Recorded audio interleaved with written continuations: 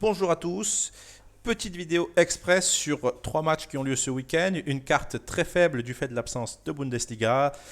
Sinon, n'hésitez pas à vous abonner à la chaîne, à appuyer sur le pouce ou la cloche pour être prévenu de, des notifications. Et on va tout de suite commencer avec ce match de Manchester qui reçoit Liverpool. On va jeter un œil aux côtes et surtout sur Pinacle. On voit que Manchester est à 2,8, Liverpool est à 2,6 et le match nul est à 3,6. Que dire si ce n'est que Liverpool était sorti à 2,80, elle a baissé et Manchester était sorti à 2,45 et maintenant elle est quasiment à 2,82. Donc les parieurs misent Liverpool. Alors est-ce que c'est une bonne idée de miser Liverpool? On va réfléchir et on va voir si le mouvement de côte s'explique. Donc, on a vu hier Manchester United assez brillant offensivement, mais il faut nuancer ce propos parce que la Roma était catastrophique hier défensivement. Et on a surtout vu un Manchester United pas terrible défensivement. Il y a quand même une absence de sérénité assez impressionnante, surtout sur un match comme ça, un match aller. Donc, je n'ai pas trop compris pourquoi il y avait tant d'espace laissé dans le dos de cette défense de United. Et ils vont recevoir à Liverpool. Alors si Liverpool fait exactement le même match que la Roma, c'est-à-dire si on raisonne en copier-coller, on sait que Liverpool va faire sans doute beaucoup plus mal à Manchester, puisque la Roma est une équipe un petit peu vieillissante, entre guillemets, dans le secteur offensif. Ils ont quelqu'un comme Edin Dzeko devant, qui est un joueur assez vieux, pour ne pas dire vieux tout simplement, et surtout assez lent, pour ne pas dire très lent. Là où United aura Salah, Mané ou Firmino ou Diogo Jota, pardon.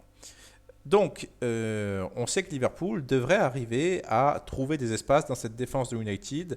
Je ne pense pas que United arrive à régler tous leurs soucis défensifs comme ça d'un match sur l'autre. Maintenant, si on prend ce qu'a fait la Roma hier, c'est-à-dire une défense catastrophique, Liverpool, est-ce qu'ils peuvent faire mieux? Oui. Est-ce qu'ils vont faire beaucoup mieux? C'est une incertitude. On sait que Liverpool a des gros soucis défensifs aussi.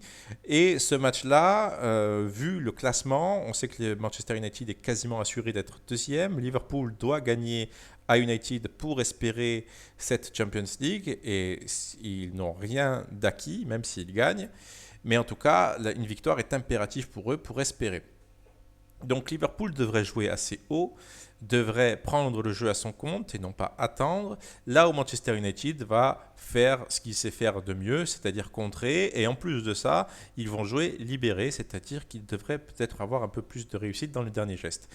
Donc le pari le plus logique dans un match comme ça, ce serait à mes yeux plus de 2,5 buts et les deux équipes marquent. Plus de 2,5 buts parce qu'on va avoir un match sans doute assez ouvert.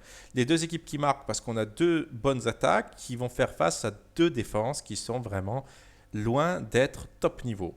Ça serait par exemple Manchester City, Manchester United. On pourrait avoir un raisonnement différent parce que la défense de City nous donne plus de certitude et puis le jeu de City fait que Manchester United aurait beaucoup moins le ballon.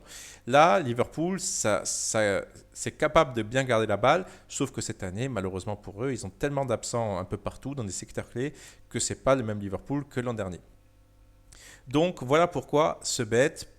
Et si on devait faire pencher la balance, et en l'occurrence si je devais faire pencher la balance, je ferais pencher un petit peu plus côté United, un petit peu plus vers l'outsider, parce que à ce jeu de contre-attaque, Manchester me semble très performant et on va avoir un plan de jeu bien établi sur ce match-là. Donc avantage United à mes yeux, et le pari le plus logique, c'est plus de 2,5 buts et les deux équipes marquent. On va passer à un autre match. Sassuolo reçoit l'Atalante.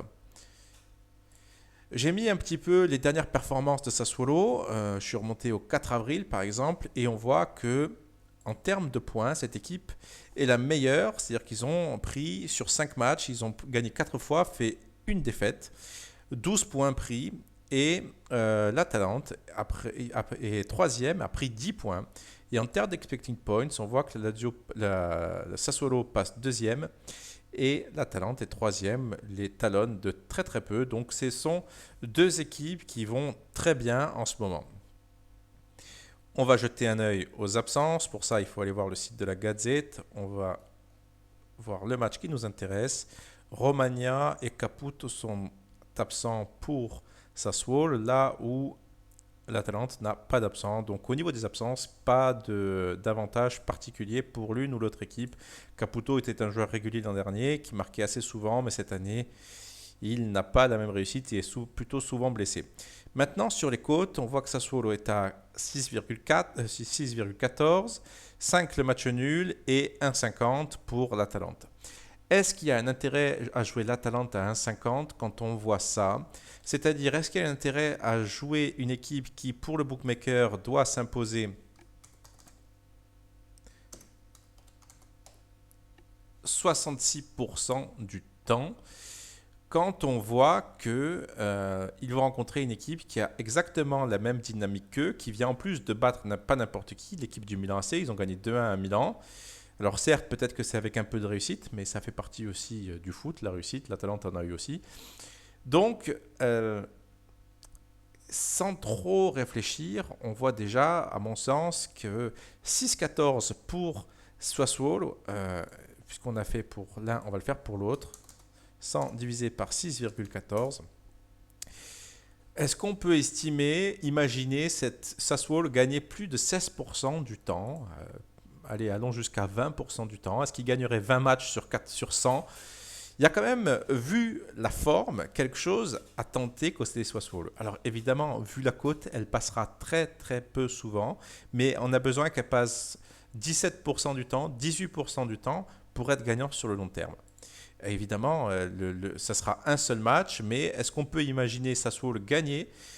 Vu ce que l'on a sous les yeux, il y a une chose que l'on peut se dire, c'est que jouer Sassuolo à 1,50, ce n'est pas nécessaire.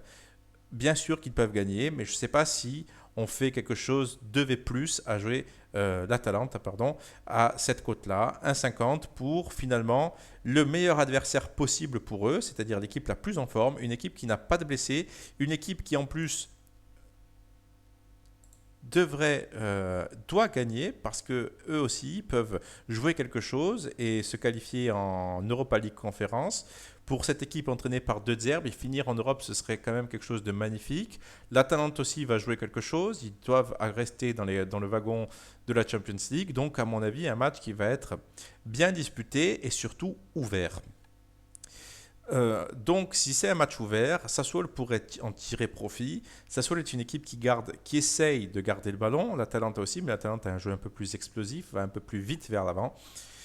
Donc, pas grand-chose à dire, si ce n'est que s'abstenir sur l'Atalante ne serait pas forcément une mauvaise idée, même s'ils peuvent gagner ce match-là 3-0, il y a un souci là-dessus.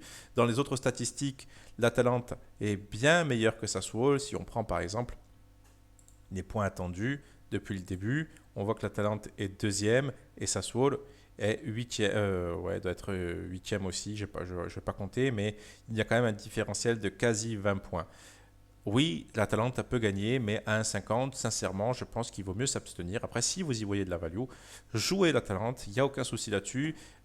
Personnellement, je pense que voir Sassuolo gagner un peu plus que 16% du temps me semble tout à fait envisageable, vu la forme, vu l'absence de blessures et vu en plus qu'ils ont quelque chose à jouer eux aussi, et pourquoi pas rêver et faire une saison magnifique et terminer en Europe.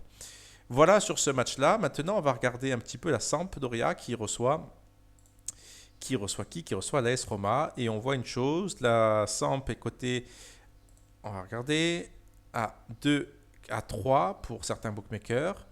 Et là où la Roma est cotée à 2,40. Qu'est-ce qu'on peut dire? On va revenir sur le match qu'on a vu hier. Une défense de la Roma qui est catastrophique ou catastrophissime. Je ne sais pas si on peut accentuer le propos. En plus, ils ont perdu 3 joueurs hier.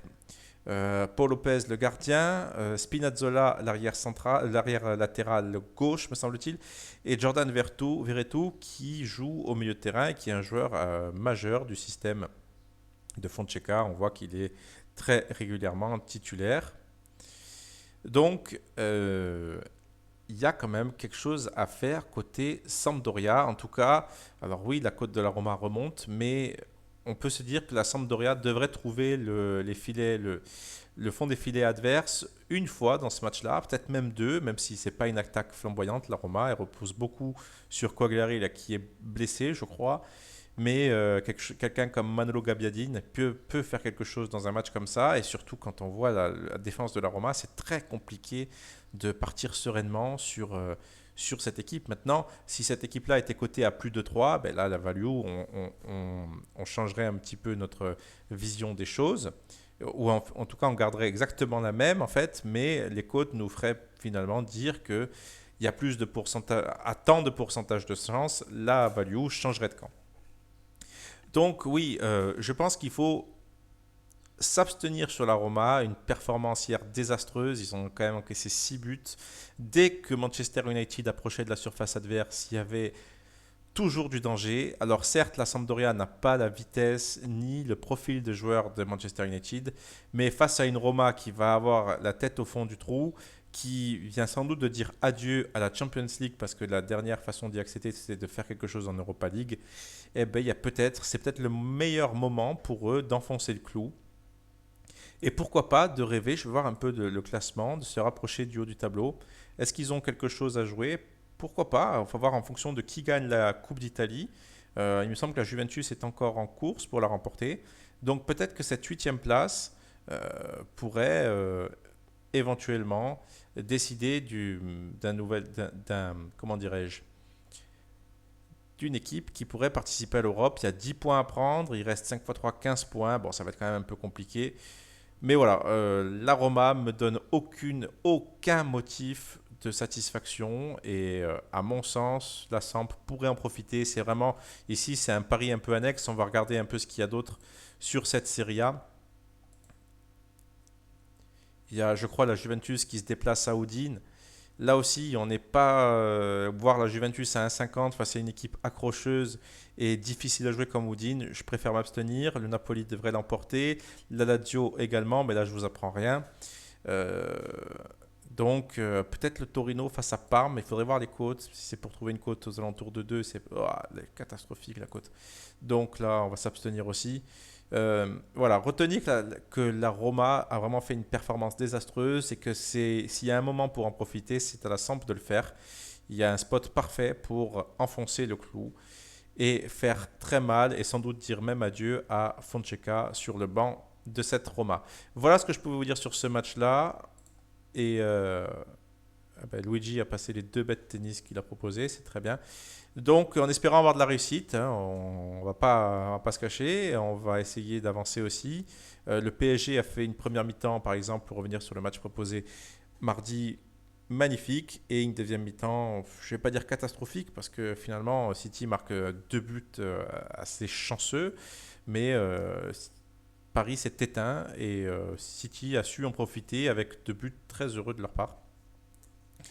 Donc voilà, on verra sur le match retour si on garde la même analyse, mais je pense que le PSG peut faire quelque chose de retour.